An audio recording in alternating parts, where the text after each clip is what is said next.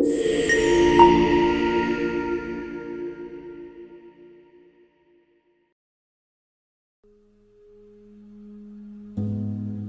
say you're socially anxious. Okay, so what happens when you're socially anxious? You go to a party, your heart's beating. Why? The party is a monster. Why? Because it's judging you. And it's judging you, it's putting you low down the dominance hierarchy, because that's what a negative judgment is. And that interferes with your sexual success. And that means that you're being harshly evaluated by nature itself. Right? So you are confronting the dragon of chaos when you go into the social situation. And so what do? You're like this, right? You hunch over, and that's low dominance. I'm no threat. It's like, well, that's not going to get you very far. You know, but that's a logical thing to do in the face of a tyrant. So I'm no threat. You know, you look at the king and you're dead.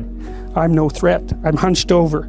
And then what's happening internally? What are people thinking about me? What are people thinking about me? Am I looking stupid? Am I looking foolish? Geez, I'm awkward. I hate being here. Man, I'm sweating too much. It's all internalized, right? It's all self-focused.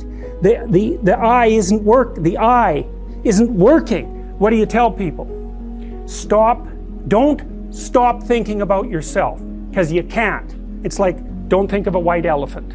White elephant, white elephant, white elephant. You can't tell someone to stop thinking about something because they get caught in a loop. What you do with socially anxious people is you say, look at other people.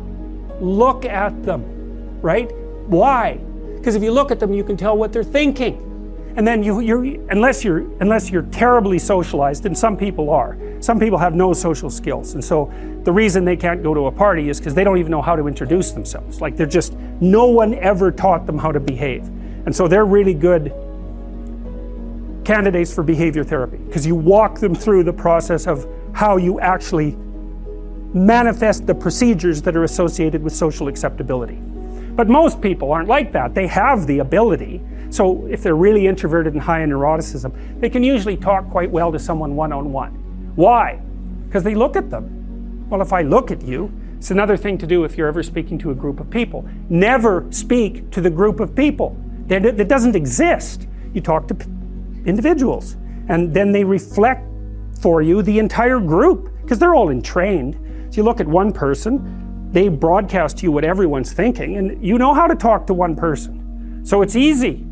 So as soon as you focus on the person, not you, you push your attention outward, use your eye, you push your attention outward, and you start watching. Well, then all your automatic mechanisms kick in, and you stop being awkward. Because if we're talking, and I'm looking here, I don't know what you're going to do next, and I'm going to put disjunctions into they're like bad chords in the melody of our conversation. And the reason is I'm not paying attention. So that's why the eye is the thing at the top of the pyramid. It's like the thing that enables you to win the set of all possible dominance hierarchies is the eye. Pay attention. Pay attention. That's the critical issue.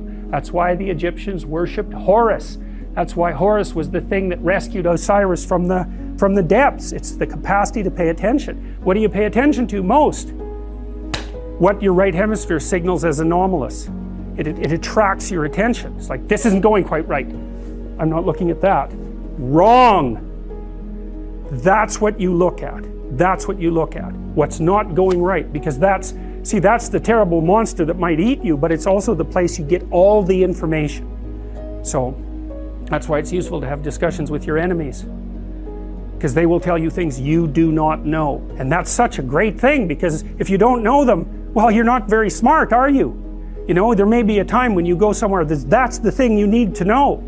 And maybe your enemy will tell you why you're such a fool, you know, and a bunch of other things that aren't true too.